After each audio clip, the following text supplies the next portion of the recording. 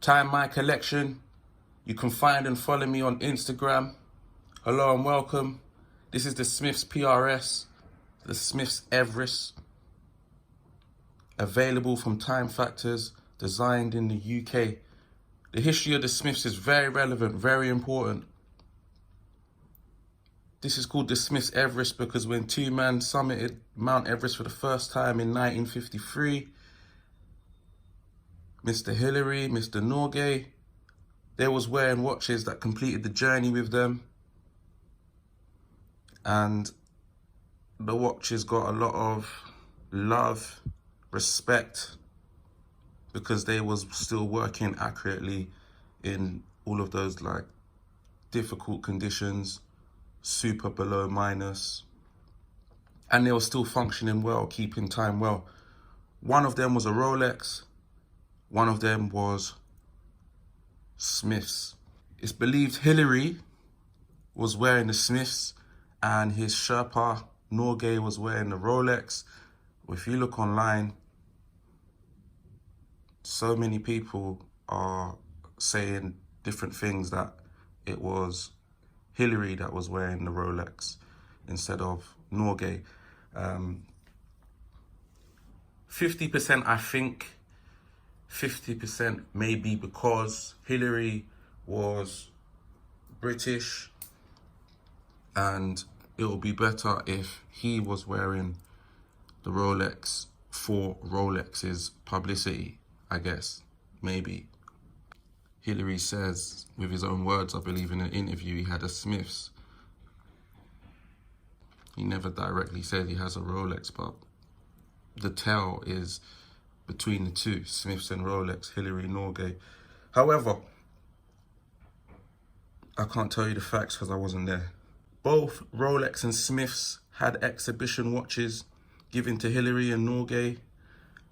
Some say they wasn't given in the actual year they summited in 1953, but once it's your watch, I guess you can do what you want. You can wear it when you want. So if Norgay got a watch from 1952 and wore it in 1953, that's up to him. He can do that if he wants.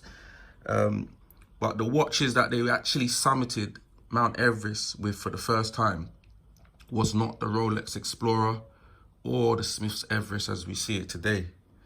I'll put a picture up in the corner of what those actual watches looked like. This is the Smiths Everest, basically from that Smith Deluxe that made it to the top.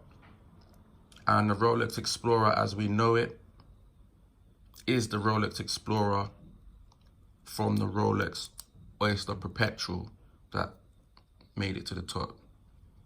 I think due to all the success and exposure the brands was getting, they named and released the Explorer and Smiths Everest after the summit in honor, and the watches lived on in many forms.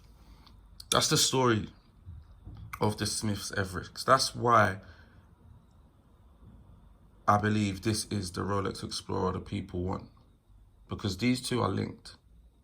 Smiths and Rolex, the Everest and Explorer are heavily linked.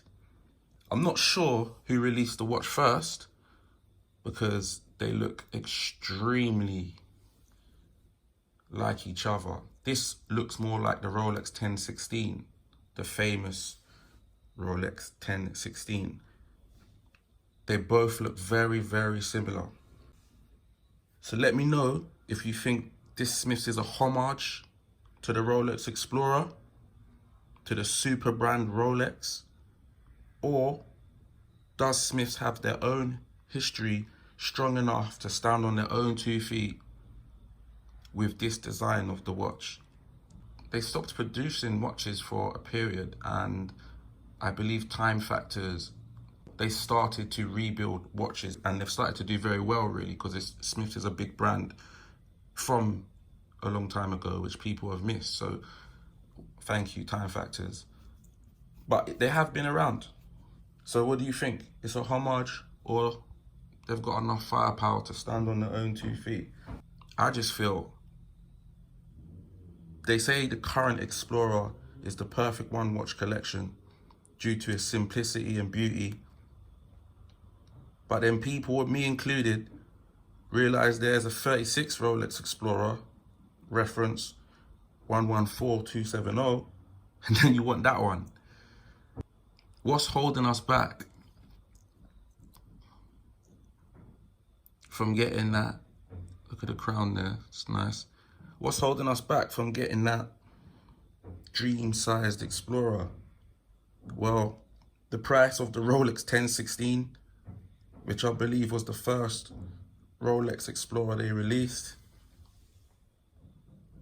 That price is crazy. And as you know, the current prices of Rolexes, and especially to find one in good condition, of the 114270s that was being produced from 2001 up to 2010 before they was discontinued, to try and find one in the condition you want and for a price that's affordable or respectable, it's crazy. So we're just left with the Mark II. We're just left with the Mark II, the 214270, which is great. I wanted it once, but once you see or feel the 36mm, that's the one you want. However, time factors are still producing the 36mm Smiths Everest. They look similar, yes. The finishing and movement, powering of the watch wins with Rolex. Just have a look at this watch. The lume is great. The Jubilee stretch is from Jakarta. And I think this is the Explorer solution. Rolex are not producing a 36mm Explorer right now. As we know, the 1016, what we want is kind of out of the water, for me anyway, price-wise. That is like probably beads on toes for maybe 10 years, for me anyway, which I don't fancy to save up for. And the 114270, to find a respectable price and good condition, your options are super limited. But the Smiths Everest 36mm is available. It's here, thanks to time factors. What more can us watch enthusiasts ask for? The lollipop hand's great. There's lume in there as well. Let me just show you a lume shot as well, because the lume, you can kind of see the lume at the moment now. And it's 8:45 in the morning. Let's see the lume. There you go, nice and bright. Can you see yourself wearing the Smiths? Or does it have to be the Rolex? Let me know. Thank you.